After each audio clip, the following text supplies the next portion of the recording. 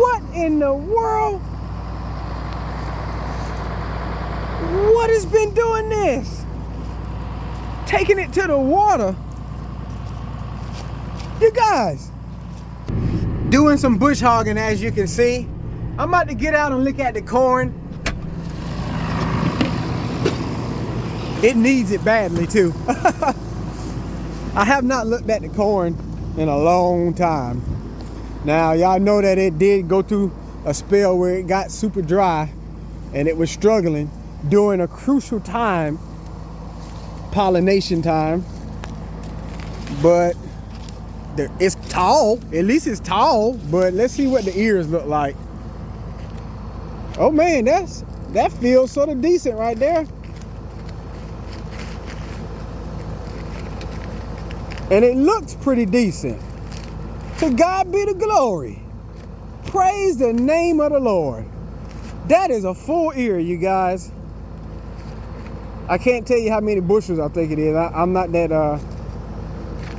good. But wow, okay. I was actually a little concerned. Now I know all of it definitely does not look like that.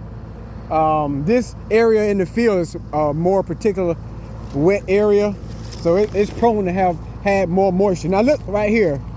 Look at this one. Now that one is smaller, a good bit smaller, but it did almost fill out.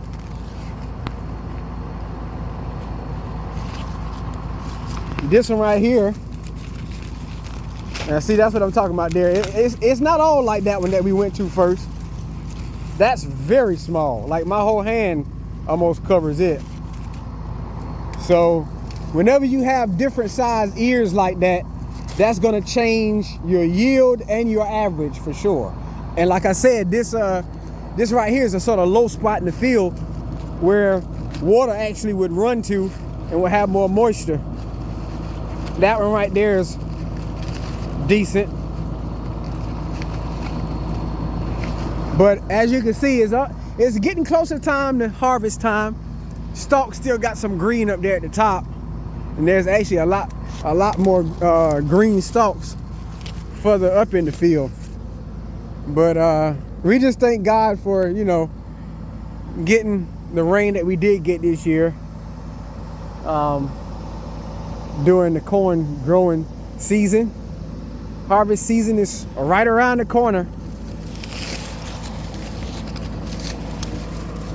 Look at that one right there. Ooh, it's rotten too. But anyway, I was just checking in because like I said, I hadn't looked at it in a long time, and now you guys got an idea. Now, of course, a lot of flood waters wouldn't affect the corn because it's done all the growing and filling out that it's going to do. So it's the peanuts and the soybeans that are affected by too much water now. So I guess I'll probably at some point check in on that. But I'm about to get back to it.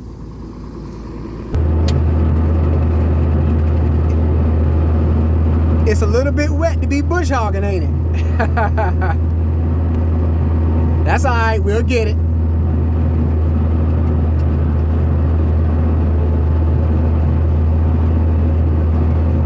Wait a minute, you guys. I'm mowing around the cornfield that's beside the pond here, and I'm looking at all these corn stalks coming out of the field here. What in the world? What has been doing this? Taking it to the water. You guys, are the beavers? Wait a minute, you trying to tell me the beavers are harvesting corn before us? Wait a minute.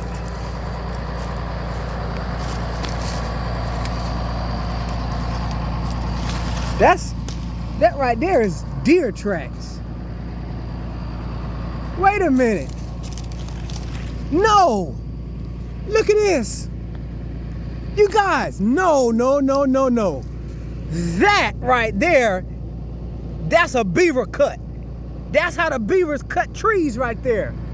You trying to tell me the beavers been out here Look at this. Oh my goodness, you guys. The beavers have been out here harvesting corn. That is crazy.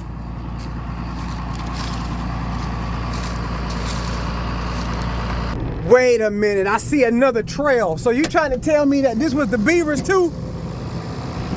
Don't tell me. Wait a minute. What?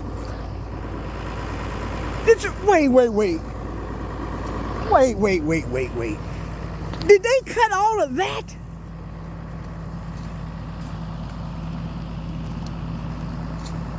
You guys, do you see this? The beaver, look how big this place is that the beavers have cut. Oh my goodness. You guys. Oh my goodness. Look at this.